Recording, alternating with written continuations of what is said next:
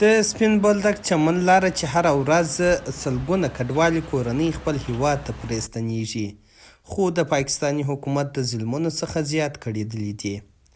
دغه کډوال وایي پاکستاني ځواکونه یې په کورونه ننوتلي او دوی یې په زوره له کوره رایستلي، حتی د کور ټول وسایط یې هم هلته ورڅخه پاته سوي دي. بچیان مې مدرسې کې وه، لور مې د خسر د کور زما په کور ته مېلمنه راغلې وه، د هغې کاټ هم IOM کاټ و، دا ژړ کاټ را سره و، 6 کاټونه را سره وه. کاټونه یې مې وښولل. ما ورته ویل چې سپاره قرآن پاک مې ورته ونیو، د پاکستان ظالم بریتور سیندیانو ته قرآن پاک ما قسم په لا اله چې قرآن پاک ورته راوویستی چې دې ته وګوره زه خپله ځم. زما ګوره 20 کاله 30 کاله خواري دلته کښلې ده په دې ملک کې، زما سامان ما کور جایداد ګرده پاته سو. په لا اله که 200 روپۍ ما سره مولوي صاحب 200 روپۍ په جیب کې را سره وې، په تاڼۍ کې ګلزاري جي تاڼۍ کې زه پروت وم. موږ په کور کې ناست وو، مازدیګر مونځ هم کړی، په کور کې ناست وو او زه بچو سره ناست وو. یو ځل پولیسان راغله، کور ته دننه شو. چې کور ته دننه شو کاټونه مې رانه واخیسته، نور صرف همدغه 2 جوړې کپړو کې راغلي، نور کور سامان ټول زما همالته پاتې شوی دی. نن 8مه ورځ دی چې موږ دغه ځای ته راورسېدو. د پاکستاني ځواکونو له ظلمونو څخه ښځې او کوچنیان هم نه دي خلاص.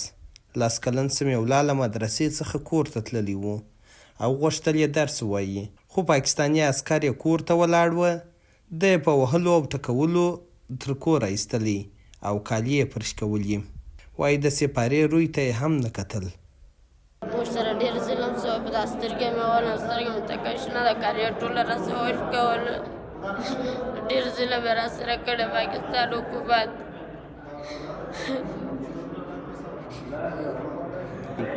موږ خپله راورېدلو کډه وراوړه هغوی کې راله کور ته چاپه راباندې وولوي به زه موږ ورته موږ خپله راځو سپاره ورته نیولې وه، دغه سپارې ته وګوره وایه په دا سترګې وولم، کالي یې راسه وشکول، کشولی مې کالي دوی د څه څرلي؟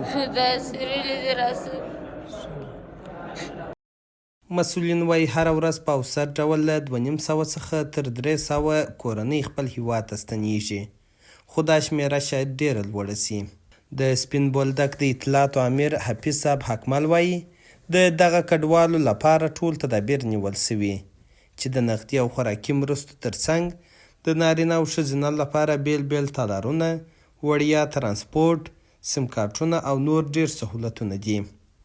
امارات لخوا د IOM موسسې لخوا او د UNHCR لخوا دلته چې کله دوی ثبت سوه او دلته په تمځای کې دوی ته وسایي ورکول سوه، بیا سیده ځي د تختپل ولسوالۍ کې انځرګي کیمپ ورته جوړ سوی دی. نو هلته د دوی دپاره د خوراک، د څښاک او دغه رقم د اسلامي امارت له طرفه 10,000 افغانۍ نغدي مرسته او دغه رقم د مؤسسات لخوا څخه هغه IOM دغه UNHCR کوم کارډ چې ورسلایي په هغو باندې دوی ته پیسې ورکول کېږي، او کوم څه چې کارډونه نه دي IOM موسسې د دوی سره خپل نغدي مرسته هم کوي، او کوم لوښ او شیان ته چې دوی ضرورت لري هغه هم ورکول کېږي، او بیا دوی چې د کوم ولایت د هغه ولایت څخه پر خرچه ورکول کېږي، هغه ولایت په خیر او عافیت دوی بیا ستنېږي. بل خوا د دغه کډوالو روان هم زیان لیدلی، ځکه له دوی سره سوی بد چلند پر دوی بد تاثیر کړي. د سرې میاشتې اماراتي ټولنه د روغتیا یو ټیم په عاجل ډول د سپین بولدک سپري کرښې ته لیږلی څو د کډوالو روغتیایي حالت وګوري. سرې میاشتې د ټیم څخه دلته بولدک ولسوالۍ ته راغلي یو، د هغې کمپ ته.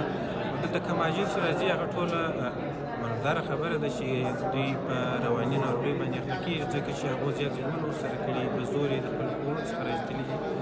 نو ځینې مشکلات هغه ورسره لري چې دغه زیات ټکولي، ځینې وهلي، او ځینې داسې چې ځینې مریضان شته چې هغه موږ ته دلته مراجعه کوي چې هغو په بدن باندې حتی اوس زخمونه هم وي، داسې مریضان. په دغه کډوالو کې په تېره یوه اونۍ کې شاوخوا 1200 کسان بندیان دي، په ښارونو، هاټیو او کوڅو کې نیول سوي او په جبري ډول راړول سوي دي. د دغه کسانو کورنۍ ټول هلته پاته سوي دي. اکثره کډوالو څخه بیا د کور توکي، دوکانونه او مالي زیرمې هم پاته سوي دي.